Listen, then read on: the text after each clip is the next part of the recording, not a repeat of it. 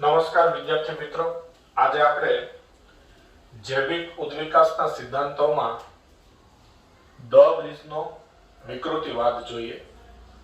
આની આગળના લેક્ચરમાં આપણે લેમાર્કવાદ, સૌપ્રથમ લેમાર્કવાદ રજૂ થયો તો એ લેમાર્કવાદ અને ડાર્વિનવાદની ચર્ચા કરી ચૂક્યા છીએ. હવે આજે દ બ્રિજનો વિકૃતિવાદ, તો યુગો દ બ્રિજ, યુગો દ બ્રિજ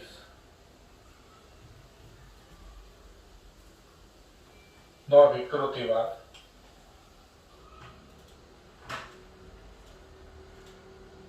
તો આ યુગો દ બ્રિજ નો વિકૃતિવાદ એની ચર્ચા કરીએ. તો સૌ પહેલા આપણે વાત કરીએ કે ડાર્વિનવાદ છે એની ત્રુટિ શું હતી.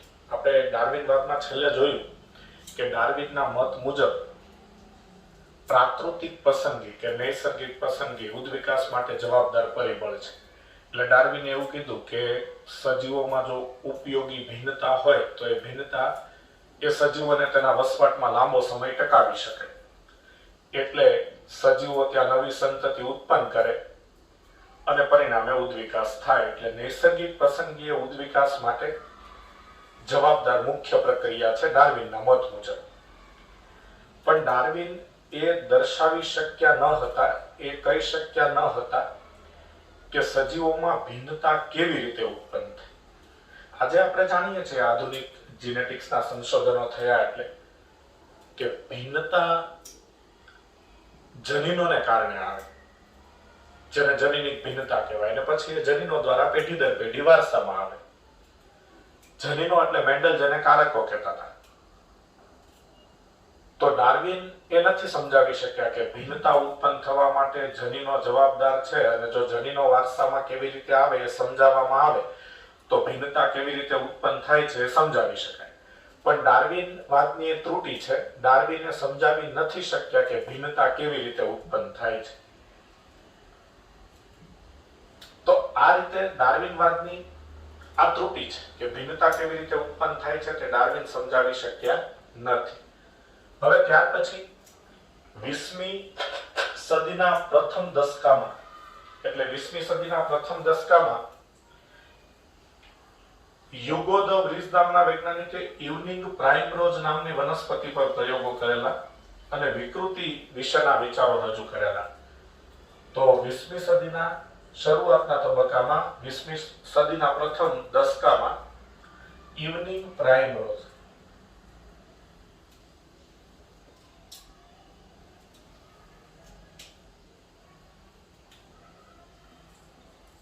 ઇવનિંગ પ્રાઇમરોઝ વનસ્પતિ પર પ્રયોગો કરેલા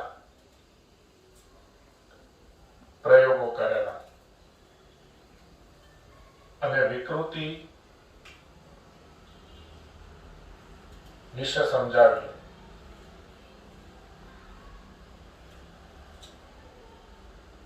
તો યુગો દ બ્રિજ નામના વૈજ્ઞાનિકે વિકૃતિવાદ રજૂ કરેલો, કારણ કે એમણે ઇવનિંગ પ્રાઇમરોઝ નામની વનસ્પતિ પર પ્રયોગો કરેલા અને વિકૃતિ વિશે સમજાવ્યું. એટલે યુગો દ બ્રિજના વાદને, એના સિદ્ધાંતને વિકૃતિવાદ પણ કહેવાય છે. એના મત મુજબ વિકૃતિ એટલે વસ્તીમાં એકાએક આવતું મોટું જુદાપણ, એટલે વસ્તીના જનીનોમાં એકાએક આવતું મોટું જુદાપણ. તો વિકૃતિ એટલે શું? તો વિકૃતિ એટલે વસ્તીમાં એકાએક આવતું મોટું જુદાપણ. વિકૃતિ એટલે વસ્તીમાં એકાએક આવતું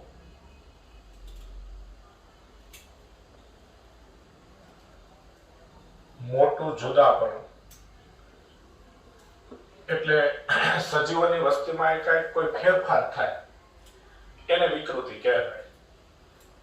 તો કોઈ પણ વસ્તીમાં, વનસ્પતિની વસ્તીમાં કે પ્રાણીની વસ્તીમાં એકાએક અચાનક કોઈ મોટો ફેરફાર થઈ જાય તેને દ બ્રિજ નામના વૈજ્ઞાનિકે વિકૃતિ એવું નામ આપ્યું. દ બ્રિજનું એવું માનવું હતું કે આ વિકૃતિ જ ઉદ્વિકાસ માટે કારણભૂત ઘટના છે. એટલે દ બ્રિજના મત મુજબ વિકૃતિ ઉદ્વિકાસ માટે વિકૃતિ ઉદ્વિકાસ માટે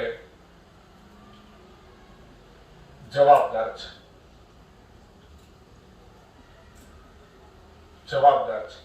તો આપણે હમણાં વાત કરી કે ડાર્વિનના મત મુજબ ડાર્વિને એવું કીધું કે સજીવોમાં ભિન્નતા ઉત્પન્ન થાય અને ભિન્નતાને કારણે સજીવોનો ઉદ્વિકાસ થાય. તો ડાર્વિનના મત મુજબ ભિન્નતા ઉદ્વિકાસ માટે જવાબદાર છે અને દ વ્રીઝના મત મુજબ વિકૃતિ ઉદ્વિકાસ માટે જવાબદાર છે. હવે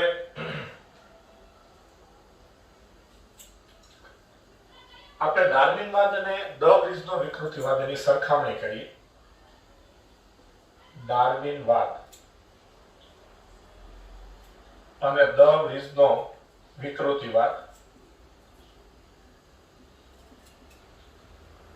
તો ડાર્વિનવાદ અને વિકૃતિવાદની ચર્ચા કરીએ તો ડાર્વિને એવું કીધું હતું કે નાની નાની ભિન્નતાઓ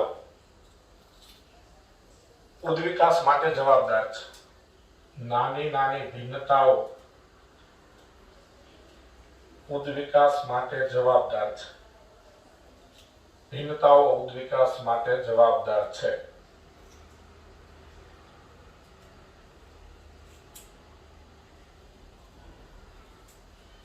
તો આપણે જાણીએ છીએ ડાર્વિન એવું સમજાવતા હતા કે સજીવોમાં ભિન્નતા ઉત્પન્ન થાય અને ભિન્નતા સજીવોમાં પછી પેઢી દર પેઢી આગળ વધતી જાય, વારસામાં આવતી જાય અને પછી એક સમયે ભિન્નતા એટલી બધી વધી જાય કે સજીવો નવી જાતિમાં ફેરવાઈ જાય, એટલે કે ઉદ્વિકાસ થઈ જાય. પણ આ ભિન્નતા જનીનો દ્વારા ઉત્પન્ન થાય છે એ ડાર્વિન નહોતા સમજાવી શક્યા.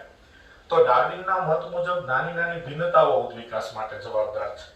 તો દ વ્રીઝના મત મુજબ વિકૃતિ જવાબદાર છે. વિકૃતિ જવાબદાર છે.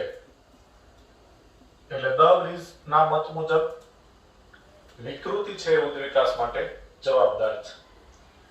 પછી ડાર્વિન જે ભિન્નતાની વાત કરતા હતા એ ભિન્નતા નાની અને દિશા સૂચક છે. ભિન્નતા નાની અને દિશા સૂચક છે. ચોક્કસ દિશામાં નાની અને દિશા સૂચક છે.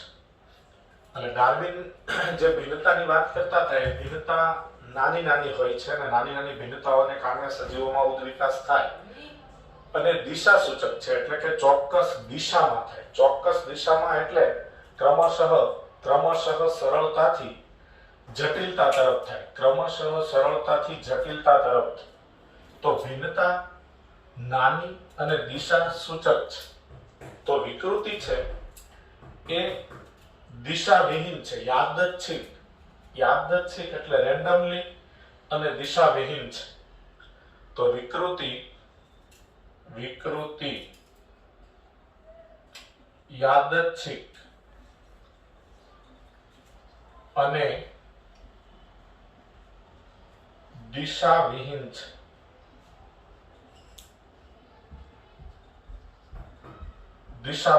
વિકૃતિ યાદચ્છિક એટલે રેન્ડમલી અને દિશાવિહીન છે.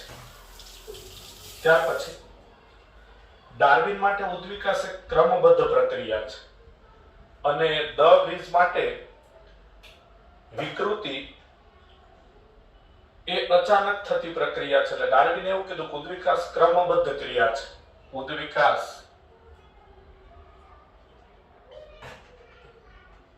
ઉદ્વિકાસ ક્રમબદ્ધ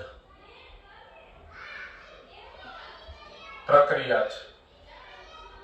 તો સજીવોનો ઉદ્વિકાસ છે એ ક્રમશઃ થાય. તો ડાર્વિન ના મત મુજબ ઉદ્વિકાસ ક્રમબદ્ધ પ્રક્રિયા છે, જ્યારે દ વ્રીઝ પ્રમાણે વિકૃતિને લીધે જાતિ નિર્માણ થાય. વિકૃતિ અચાનક આવે, જેને તેને સેલ્ટેશન તરીકે બતાવ્યું. તો વિકૃતિ જાતિ નિર્માણ માટે જવાબદાર છે. વિકૃતિ જાતિ નિર્માણ માટે જવાબદાર છે.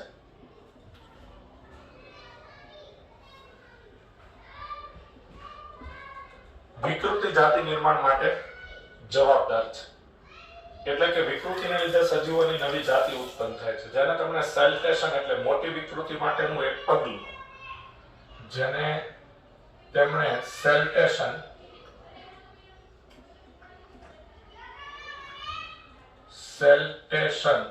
MCQ માં શબ્દ પૂછાય તેવો છે, મોટી વિકૃતિ માટેનું એક પગલું, મોટી વિકૃતિ માટેનું એક પગલું તરીકે ગણાવ્યું.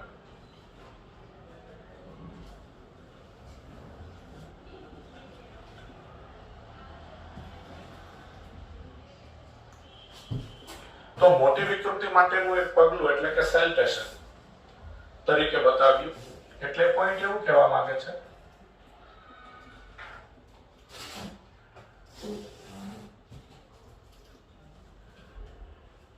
કે વિકૃતિ છે એનાથી સજીવોની નવી જાતિનું નિર્માણ થાય. એને અચાનક વિકૃતિ આવે અને મોટી વિકૃતિના કારણે નવી જાતિ ઉત્પન્ન થાય, જેને સેલ્ટેશન કહેવાય. તો ડાર્વિનવાદ અને વિકૃતિવાદમાં આ ફરક છે. તો ડાર્વિન નાની નાની ભિન્નતાઓ ઉદ્વિકાસ માટે જવાબદાર છે એવું કહેતા, ડ વ્રીઝ વિકૃતિ જવાબદાર છે એવું કહેતા. ભિન્નતા નાની અને દિશા સૂચક હોય, વિકૃતિ યાદચ્છિક રેન્ડમલી અને દિશાવિહીન હોય, ઉદ્વિકાસ એક ક્રમબદ્ધ પ્રક્રિયા છે. ડ વ્રીઝના મત પ્રમાણે વિકૃતિ જાતિ નિર્માણ માટે જવાબદાર છે, જેને તેમણે સેલ્ટેશન એટલે કે મોટી વિકૃતિ માટેનું એક પગલું તરીકે દર્શાવ્યું. સમય જતા જતા વસ્તી જનીન વિદ્યાના અભ્યાસ પરથી આધુનિક સિદ્ધાંત રજૂ થયા. એટલે જૈવિક ઉદ્વિકાસ માટેનો આધુનિક સિદ્ધાંત જે છે એ વસ્તી જનીન વિદ્યાના અભ્યાસ પરથી કેટલીક નવી સ્પષ્ટતા રજૂ થઈ. તો સમય જતા વસ્તી જનીન વિદ્યા, વસ્તી જનીન વિદ્યા ના અભ્યાસ પરથી, વસ્તી જનીન વિદ્યાના અભ્યાસ પરથી કેટલીક નવી સ્પષ્ટતા રજૂ થઈ. તો કેટલીક નવી સ્પષ્ટતા રજૂ થઈ, કેટલીક નવી સ્પષ્ટતા રજૂ થઈ. તો આપણે અત્યાર સુધીમાં ઉદ્વિકાસ માટેના લેમાર્કવાદ, ડાર્વિનવાદ અને છેલ્લે આ ડ વ્રીઝનો વિકૃતિવાદ, આ ત્રણ સિદ્ધાંતો જોઈએ. લેમાર્કવાદ તો અસ્વીકૃત છે કે જે ઉપાર્જિત લક્ષણોના વારસાનો સિદ્ધાંત હતો. ડાર્વિનના મત મુજબ ભિન્નતાઓ ઉદ્વિકાસ માટે જવાબદાર છે અને ઉપયોગી ભિન્નતાવાળા સજીવો પ્રાકૃતિક પસંદગી પામે એટલે ઉદ્વિકાસ. ડ વ્રીઝના મત મુજબ વિકૃતિ ઉદ્વિકાસ માટે જવાબદાર છે. બંને વૈજ્ઞાનિકોની આ વાત સાચી છે કે ભાઈ ભિન્નતાઓને લીધે પણ ઉદ્વિકાસ થાય અને વિકૃતિને લીધે પણ ઉદ્વિકાસ થાય. પછી સમય જતા જતા વસ્તી જનીન વિદ્યાનો અભ્યાસ શરૂ થયો. વસ્તી જનીન વિદ્યાના અભ્યાસ પરથી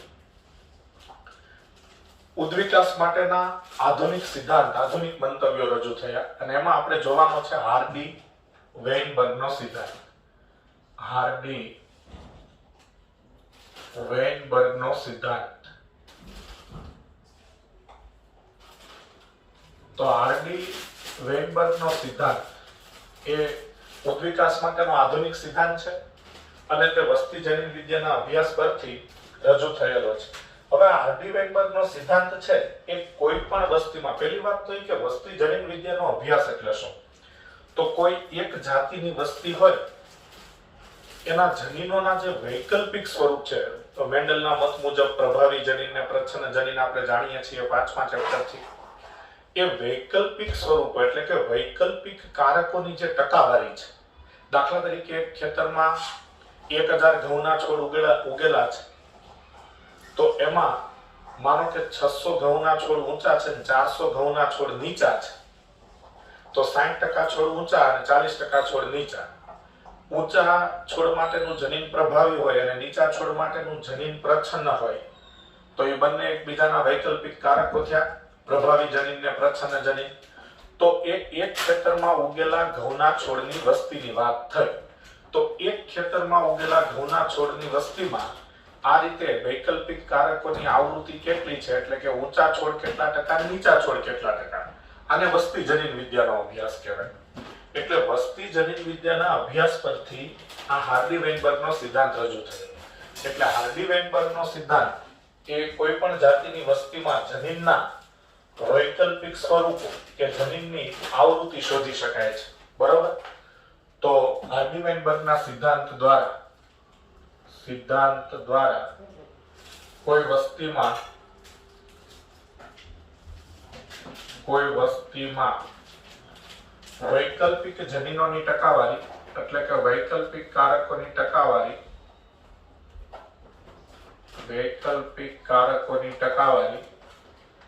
એટલે વૈકલ્પિક કારકોની આવૃત્તિ કે જનીન આવૃત્તિ.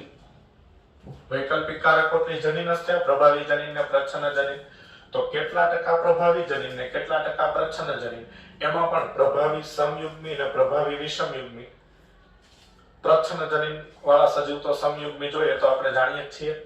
તો કોઈ વસ્તીમાં વૈકલ્પિક કારકોની ટકાવારી કે જનીન આવૃત્તિ અથવા જનીન સ્થાનની આવૃત્તિ, અંશસૂત્ર પર જે જનીન આવેલા હોય એ જનીનના સ્થાનની આવૃત્તિ એટલે જનીન આવૃત્તિ શોધી શકાય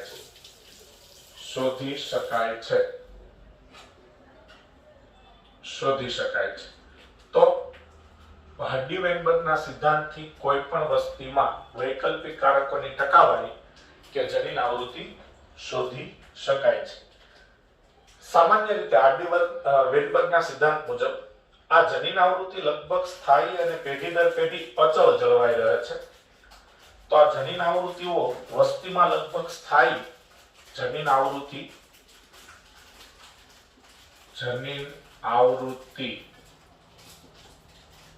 વસ્તીમાં લગભગ સ્થાયી અને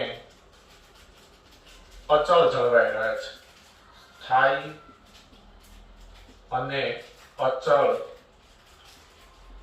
જળવાય છે એટલે એમાં ફેરફાર નથી થતો એમ. તો કોઈ પણ વસ્તીમાં જનીન આવૃત્તિ સ્થાયી હોય છે અને પેઢી દર પેઢી અચળ જળવાય. દાખલા તરીકે હમણાં આપણે એક ઉદાહરણ લેતા હતા કે એક ખેતરમાં ઘઉંના 1000 છોડ ઉગેલા છે, તેમાં 600 છોડ ઊંચા છે અને 400 છોડ નીચા છે. તો પછી એ 1000 ઘઉંના છોડના જે ઘઉંના દાણા આવે એને ઉગાડવામાં આવે, એમાંથી ફરી 1000 છોડ થાય. તો એમાં પણ 600 ઊંચા અને 400 નીચા. તો આ રીતે જનીન આવૃત્તિ 60% ઊંચા એટલે પ્રભાવી વૈકલ્પિક કારકની આવૃત્તિ 60% અને પ્રચ્છન્ન વૈકલ્પિક કારકની આવૃત્તિ 40% એ પેઢી દર પેઢી અચળ રહે છે. જો કોઈ વિકૃતિ આવી જાય કે પ્રાકૃતિક પસંદગીની ઘટના થાય તો જ આ જનીન આવૃત્તિ કોઈ પેઢીમાં બદલાય અને જનીન આવૃત્તિમાં ફેરફાર થાય તો એ ઉદ્વિકાસ થયો છે એવું દર્શાવે છે. તો હાર્ડી વેઇનબર્ગનો સિદ્ધાંત એવું દર્શાવે છે કે જનીન આવૃત્તિ વૈકલ્પિક કારકોની જનીન આવૃત્તિ સ્થિર હોય છે અને પેઢી દર પેઢી અચળ જળવાઈ રહે છે. ઓકે, તો આ એક વાત થઈ જનીન આવૃત્તિની. હવે જનીન સેતુ એટલે કોઈ પણ વસ્તીમાં રહેલા કુલ જનીનો અને તેના વૈકલ્પિક કારકો અચળ રહે છે. તો જનીન સેતુ એટલે કે કોઈ પણ વસ્તીના કુલ જનીનો અને તેના વૈકલ્પિક કારકો અચળ રહે છે. જનીન સેતુ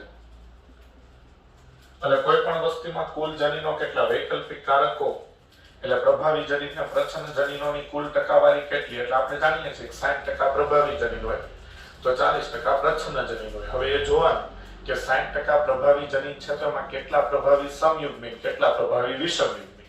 તો એ વૈકલ્પિક જનીનોની ટકાવારી એટલે જનીન સેતુ કહેવાય. ટૂંકમાં જનીન સેતુ એટલે કોઈ પણ વસ્તીમાં રહેલા પ્રભાવી જનીન અને પ્રચ્છન્ન જનીનોની ટકાવારી કેટલી છે, જનીનોનો કુલ સરવાળો કેટલો છે, એને જનીન સેતુ કહેવાય. તો જનીન સેતુ અચળ રહે છે. જનીન સેતુ અચળ રહે છે એટલે કે આગળની પેઢીમાં 60% પ્રભાવી છોડ હતા અને 40% પ્રચ્છન્ન છોડ હતા તો પછીની પેઢીમાં પણ એવું થાય, એની પછીની પેઢીમાં પણ એવું થાય. એટલે જનીન સેતુ અચળ રહે છે. તેને જનીનિક સંતુલન કહેવાય. તેને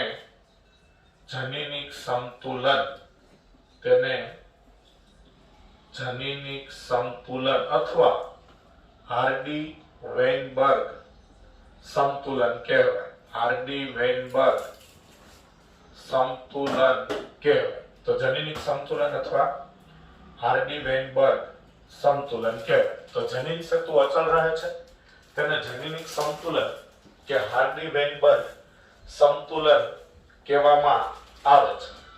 હવે જો કોઈ વસ્તીમાં આ જનીનિક સમતુલનમાં ખલેલ પડે એટલે કે ફેરફાર થાય, એટલે કે વસ્તીની અંદર વૈકલ્પિક કારકોની આવૃત્તિમાં ફેરફાર થાય તો તે ઉદ્વિકાસ દર્શાવે છે એવું સમજાવી શકાય.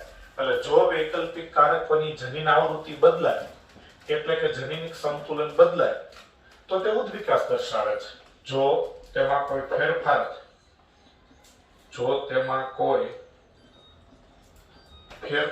થાય તો તે ઉદ્વિકાસ થયો છે તેવું દર્શાવે છે. તો તે ઉદ્વિકાસ દર્શાવે છે. ઉદ્વિકાસ દર્શાવે છે. એટલે દાખલા તરીકે એક ખેતરમાં 1000 ઘઉંના છોડ ઉગેલા છે. એમાં કેટલાય વર્ષોથી, માનો કે છેલ્લા 10 વર્ષથી 60% ઊંચા છોડ અને 40% નીચા છોડ થાય છે. હવે 11મા વર્ષે એક ખેતરમાં એટલા જ ઘઉંના છોડ ઉગાડવામાં આવ્યા અને એવી અપેક્ષા રાખવામાં આવી કે ભાઈ આની જનીન આવૃત્તિ છે, પ્રભાવી જનીનવાળા છોડ 60% થશે અને પ્રચ્છન્ન જનીનવાળા છોડ 40% થશે. તો એમ કે 60 અને 40 નો 60% અને 40% નો રેશિયો આવશે એવું આપણે માની લઈએ અને પછી 11મા વર્ષે અચાનક જનીન આવૃત્તિ બદલાઈ જાય. માનો કે ઊંચા છોડ છે તે 50% થાય, નીચા છોડ છે તે પણ 50% થાય, તો જનીન આવૃત્તિમાં ફેરફાર થયો એટલે કે જનીનિક સમતુલનમાં ફેરફાર થયો તો તે ઉદ્વિકાસ થયો છે એવું દર્શાવે છે. હવે એવું શા માટે થયું કે 50% ઊંચા છોડ ને 50% નીચા છોડ થયા? તો એના માટે કાં તો વિકૃતિની ઘટના જવાબદાર હોય કાં તો નૈસર્ગિક પસંદગીની ઘટના જવાબદાર હોય છે. હાર્ડી-વેઇનબર્ગના સિદ્ધાંતની આપણે માહિતી લીધી. હવે હાર્ડી-વેઇનબર્ગનો સિદ્ધાંત છે એ બીજગણિતના સૂત્ર દ્વારા સમજાવી શકાય છે. p + q નો હોલ સ્ક્વેર અને એનું આપણે વિસ્તરણ કરીએ એટલે આપણને કોઈ પણ વસ્તુમાં કેટલા ટકા સજીવો પ્રભાવી સમયુગ્મી છે, કેટલા ટકા સજીવો પ્રભાવી વિષમયુગ્મી છે અને વસ્તીમાં કેટલા ટકા સજીવો પ્રચ્છન્ન સમયુગ્મી છે તેની ગણતરી આપણે કરી શકીએ, તે આપણે જાણી શકીએ, જેની ચર્ચા આપણે નેક્સ્ટ લેક્ચરમાં કરીશું. અહીં આપણે લેક્ચર પૂર્ણ કરીએ છીએ.